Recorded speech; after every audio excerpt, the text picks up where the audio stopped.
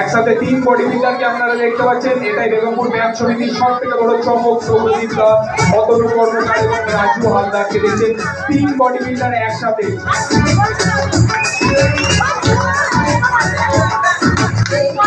একসাথে দেখছেন 3 বডি বিল্ডারকে দেখছেন একসাথে। সৌরদীপ, অতনু এবং রাজু, 3 বডি বিল্ডার একসাথে।